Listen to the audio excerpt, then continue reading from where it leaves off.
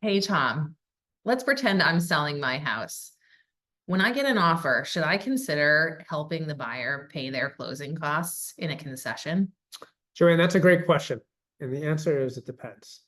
I want to welcome everyone back to another edition of Coffee with Tom and Joanne. I'm Tom Matthews. And I'm Joanne Taranto. So it depends because it depends on whether or not you have a second offer.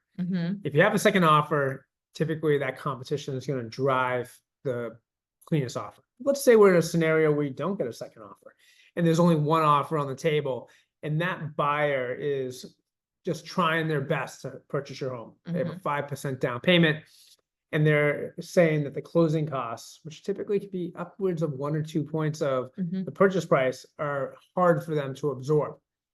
You may want to pay their closing costs. Absolutely. I think it all depends on what your net numbers are, right? Exactly. Your net number, your walk away. We need to talk about how this impacts your bottom line, because if paying some of your buyers' closing costs is the difference between you being able to pay off your mortgage and move on to the next thing, that could be problematic, right?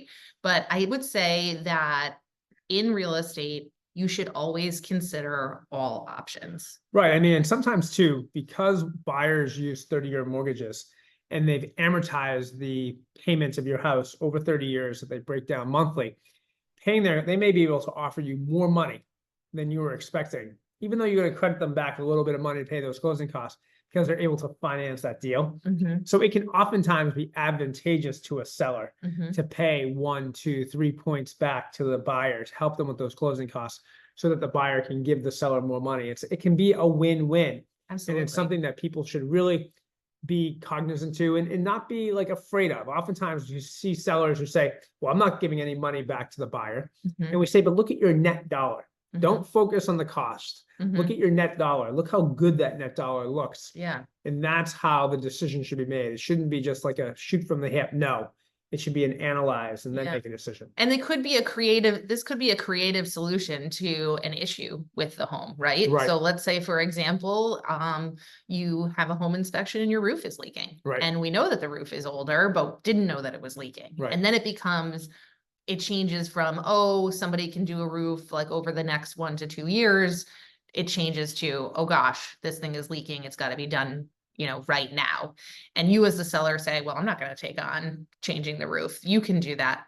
But you could then pay some of the buyer's closing costs so that they then keep a little bit of extra cash in their pocket after closing. And then they have the funds to then move forward with that repair immediately. Right. And I think this is just another question that comes down to how important it is to hire a broker that is an advocate and knows how to negotiate a transaction.